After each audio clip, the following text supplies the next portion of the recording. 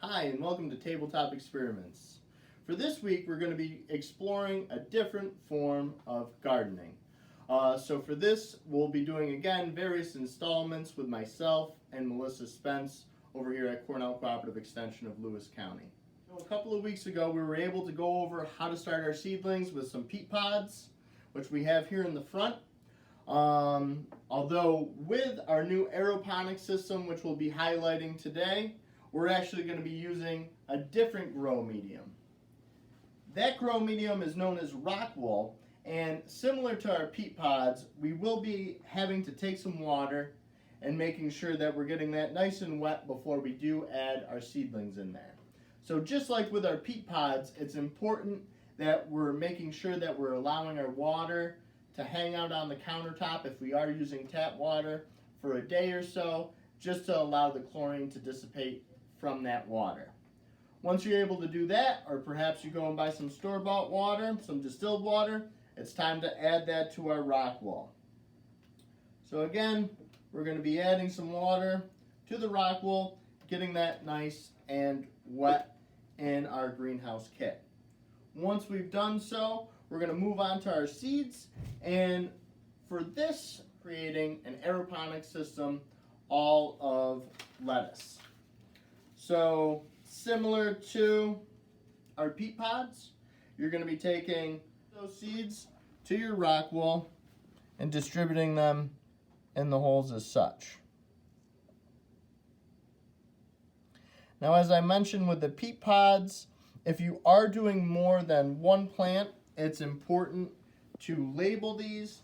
However, since this will be a monoculture of lettuce, there's no need to do that.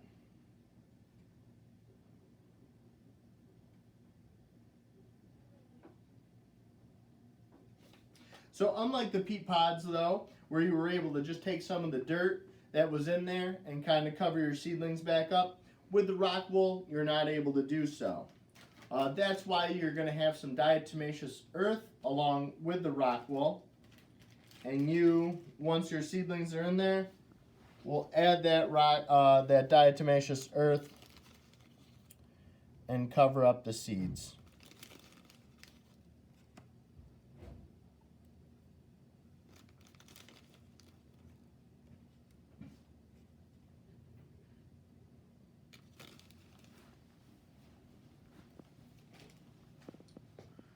Once you covered them all up, it's important to flip the lid on your greenhouse kit. Again, just like with the peat pods, if you are able to have a heat mat, you can put that on the bottom for some added heat, and that will speed up the germination process.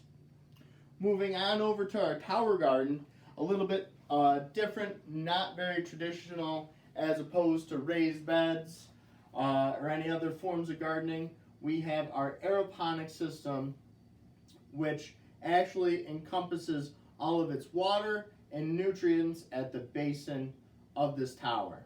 So in this bucket, and this green bucket down below, we'll have all our water as well as these nutrients here mixed together, which will be forced up through a pump about every 25 minutes, shooting nutrient-rich water on our root system. These provide all the essential macro and micronutrients that the plants need. And again, if you do have a windowsill, you can place it in there. However, if you don't, would like to do something like this in the basement, it does come with a light system as well, which will provide all of the UV light that your plants require. So I know we also have these black pods on here as well. These black net pods will be used to house your rock wool after the fact and allow the roots to grow on through. And these will be placed in the tower garden as such. They'll get pushed down a little bit more so they won't be popping up, although I know in other videos we will be highlighting us transplanting from our greenhouse kit over to the tower garden, allowing you to see the water being sprayed up on the root systems and allow us to watch the development as we progress. So if there are any questions, again, myself as well as Melissa Spence are always always happy to answer any gardening questions that you may have. Maybe you're interested in finding various ways to create your own one of these systems in your own home. Or again, have just traditional questions that you may have in your garden at home anyways, in a raised bed. So again, I do hope that you enjoyed this video, and until next time,